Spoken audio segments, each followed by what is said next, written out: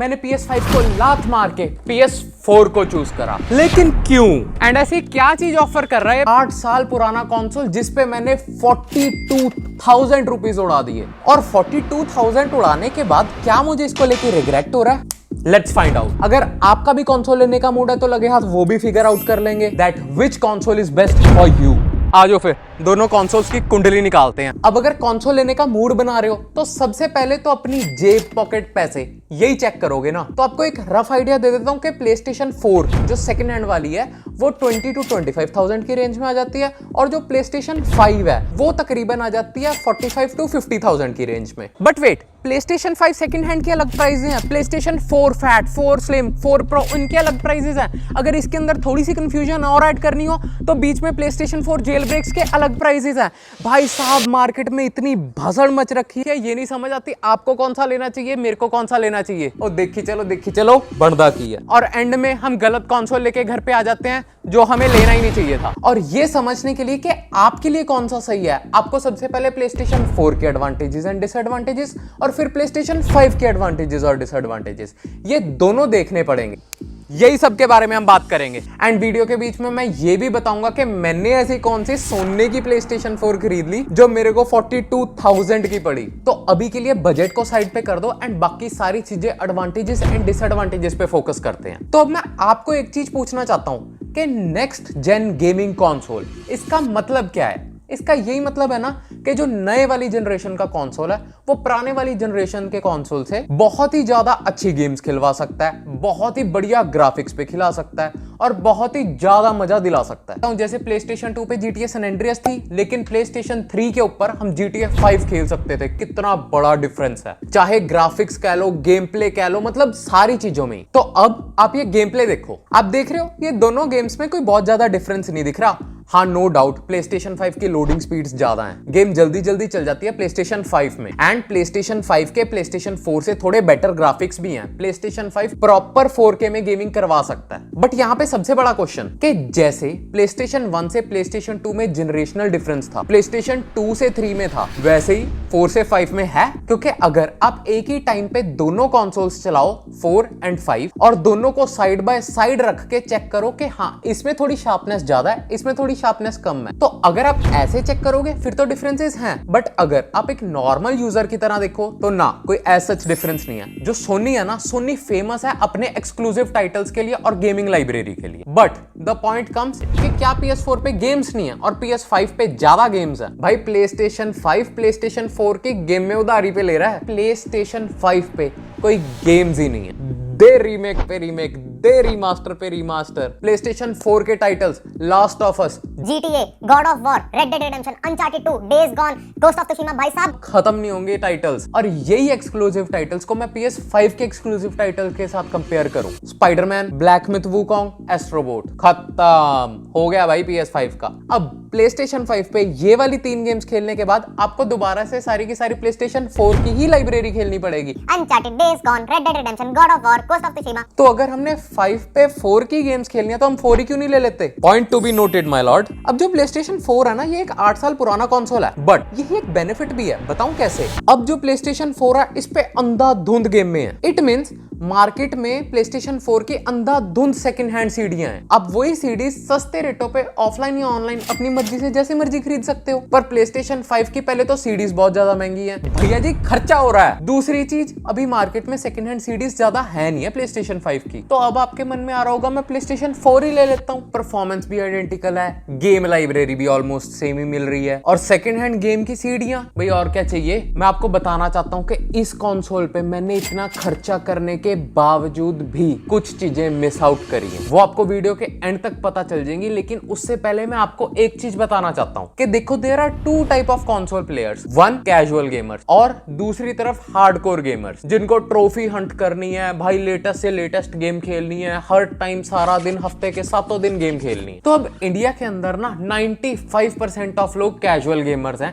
जिनको बस फन के लिए, मजे के लिए गेम खेलनी है। तो उन्हीं को मैं बताना चाहता हूँ कि क्यों PlayStation 5 को लात मार के मैंने PlayStation 4 खरीदी। सबसे पहली चीज, इसमें जेल ब्रेक की फैसिलिटी है। वैसे जेल ब्रेक पे मैंने एक डेडिकेटेड वीडियो बनाई हुई है, पर अगर आपको बिल्कुल ही नहीं पता जेल ब्रेक क्या होता है तो मैं थोड़ा सा बता देता हूँ। वैसे हर एक गेम पैसों की खरीद के खेलनी पड़ती है, लेकिन जेल ब्रेक करवाने के बाद हम फ्री में पायरेटेड गेम्स डलवा सकते हैं अपने कंसोल के अंदर और उनको ऑफलाइन उनका स्टोरी मोड एंजॉय कर सकते हैं। अब मैंने कभी भी कंसोल गेमिंग को एंजॉय नहीं करा था। GTA, गॉड ऑफ वॉर जैसी मैंने गेम्स कभी नहीं खेली थी, तो मेरे को ऐसे था मैं कम से कम पैसों में ज्यादा से ज्यादा गेम्स को एंजॉय कर सकूं। और मेरे को ऐसे था हर 1-1.5 महीने बाद जब भी मैं गेम खत्म करूं, मेरे को नई गेम पे पैसे ना लगाने पड़े। तो इसीलिए मैंने PlayStation 5 को छोड़ के PlayStation 4 को चूज करा था, क्योंकि as being a casual gamer आप इतनी गेम्स खेल ही नहीं पाते हो। अब आपका सबसे बड़ा क्वेश्चन कि भाई मैंने ऐसा कौन सा सोने का PlayStation 4 खरीद लिया जो मेरे को 42,000 की रेंज में पड़ा। खोलो कैलकुलेटर और हिसाब लगाओ।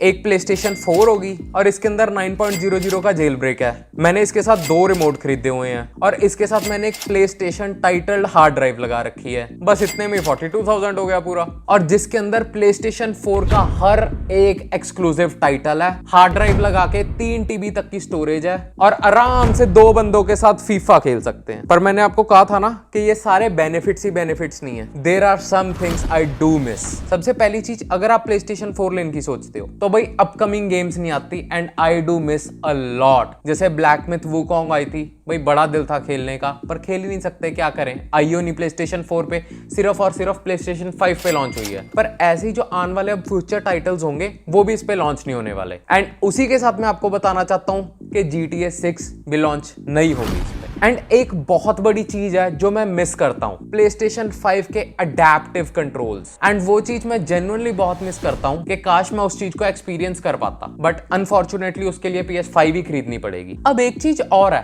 कि जो PlayStation 4 है ना, वो आपको सिर्फ सेकंड हैंड ही मिलेगी, ब्रांड न्यू नहीं मिलेगी। अगर मिलेगी भी तो भाई अंधाधुंध महंगे प्राइसेस पे, कोई सेंस नहीं बनाती है वो। तो समझ लो आपको सेकंड हैंड ही मिलेगी PlayStation 4, लेकिन जो PlayStation 5 है वो आपको ब्रांड न्यू मिल जाएगी। अब PlayStation 4 में ये बहुत दिक्कत है कि कहां से खरीदूं, कैसे खरीद, जहां से खरीदोगे वहां से सही मिलेगी या नहीं मिलेगी, रिपेयर्ड पीस ना मिल जाए, ये वो डब्बा, बहुत दिक्कत है भाई। लेकिन PlayStation 5 के अंदर चुप करके स्टोर पे जाओ, PlayStation 5 खरीदो, घर पे ले आओ और मजे करो। ये वाला पीस ऑफ माइंड PlayStation 5 में बहुत ज्यादा है PlayStation 4 से, क्योंकि देखो ब्रांड न्यू चीज ब्रांड न्यू ही होती है, जितना मर्जी कर लो। वो अनबॉक्सिंग की फीलिंग, पहली बार आईडी बनाने की फीलिंग, वो बहुत डिफरेंट है। अब आपकी स्क्रीन पे ना एक चार्ट शो हो रहा होगा। मैंने बहुत अलग अलग डीलर से प्राइस पूछे और कंक्लूड करके ये एवरेज सा चार्ट बनाया कि इतनी रेंज में आपका आएगा। और अगर मैं आपको इस वीडियो का पूरा निचोड़ दूं तो देखो, अगर तो आपको वो ब्रांड न्यू वाली फीलिंग लेनी है, जैसे अनबॉक्सिंग एक्सपीरियंस, पहली बार आईडी को लॉग इन करना, तो फिर तो आपको PlayStation 5 ही लेनी पड़ेगी, क्योंकि PlayStation 4 में वो ऑप्शन ही नहीं है। एंड दूसरी चीज, अगर आपको लेटेस्ट से लेटेस्ट टाइटल खेलना है या फिर अगर GTA 6 खेलनी है आपको, तो आपको PlayStation 5 ही लेना पड़ेगा। PlayStation 4 से आपकी दाल नहीं गलने वाली। बट अगर आपका बजट थोड़ा टाइट है और आपको अच्छी गेमिंग करनी है, तो आप 2024 के अंदर PlayStation 4 Pro ले सकते हो, बिकॉज उसकी गेमिंग एक्सपीरियंस और PlayStation 5 की गेमिंग एक्सपीरियंस में कोई ज्यादा फर्क नहीं है। अगर आप मैग्नीफाइंग ग्लास लगा के देखोगे तो जरूर डिफरेंस है, साइड बाय साइड रख के देखोगे जरूर डिफरेंस है, थोड़ी सी लोडिंग टाइम्स का भी डिफरेंस है, बट ओवरऑल एक्सपीरियंस बिल्कुल सेम आता है। And plus,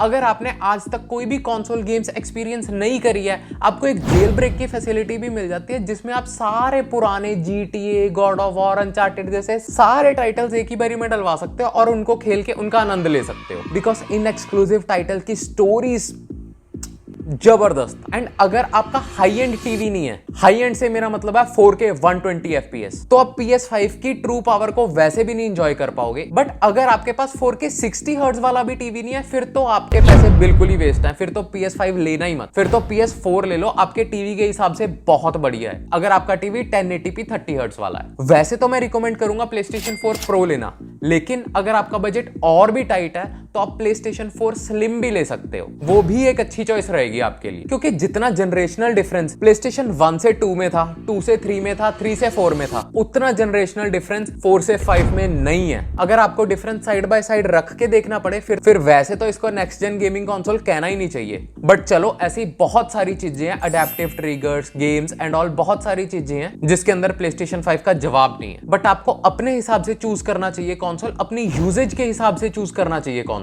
and I guess इस वीडियो में आपको पता लग गया होगा कि which console is best for you.